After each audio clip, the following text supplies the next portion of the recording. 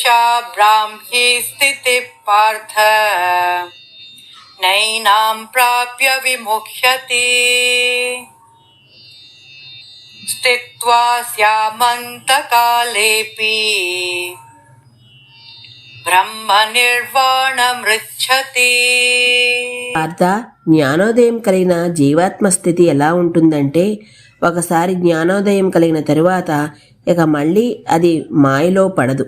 మరణ సమయంలో కూడా ఈ వివేకంతో స్థిరంగా ఉన్న ఇటువంటి వ్యక్తి జనన మరణ చక్రం నుండి విముక్తి పొంది ఆ భగవంతుని దివ్యధామానికి చేరుకుంటాడు.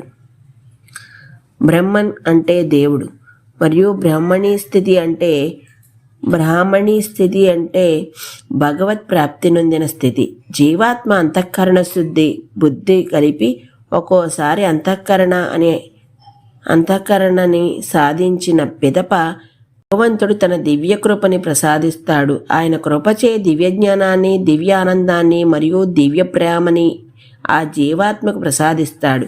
ఇవన్నీ భగవత్ ప్రాప్తి సమయంలో భగవంతునిచే ప్రసాదించబడే దివ్యమైన శక్తులు. అదే సమయంలో జీవాత్మ మాయాబంధం నుండి దేవుడిని విడిపిస్తాడు. సంచిత కర్మలు, అనంతమైన జన్మల నుండి ఉన్న కర్మరాశి నశిస్తాయి.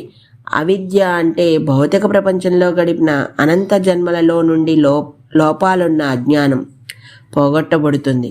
భౌతిక ప్రాకృత త్రిగుణముల యొక్క ప్రభావం అంతరించిపోతుంది. భౌతిక అస్తిత్వంలో ఉన్న త్రిదోషములు ముగుస్తాయి. పంచక్లేశములు అంటే ప్రాపంచక బుద్ధి యొక్క 5 దోషాలు నశిస్తాయి. పంచకోశములు భస్మమైతాయి. ఆ సమయం నుండి జీవాత్మ శాశ్వతంగా మాయాబంధం నుండి స్వేచ్ఛని పొందుతుంది. ఎప్పుడైతే జీవాత్మ ఈ భగవత్ ప్రాప్తి దశ సాధిస్తుందో అది జీవన్ముక్తి అనబడుతుంది. అంటే ఈ శరీరంలో ఉన్నప్పుడే ముక్తి సాధించినట్టు. తరువాత మరణ సమయంలో ముక్తి జీవాత్మ అంతిమంగా తన భౌతిక శరీరాన్ని త్యజించి భగవంతుని పరమపదాన్ని చేరుకుంటుంది. ఋగ్వేదం ఇలా పేర్కొంటున్నది: ఒకసారి జీవాత్మ భగవంతుని చేరిన తరువాత అది ఎల్లప్పుడూ భగవంతునితో కూడి ఉంటుంది. ఆ తరువాత అజ్ఞానపు మాయా జీవాత్మను ఎప్పటికీ వశం చేసుకోలేదు.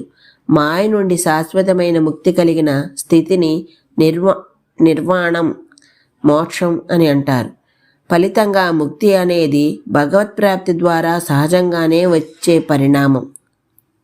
ఈరోజుకి ఇక్కడితో ఆపుతున్నాను. మిగతాది రేపు చెప్తాను. అంతవరకు ధన్యవాదాలు.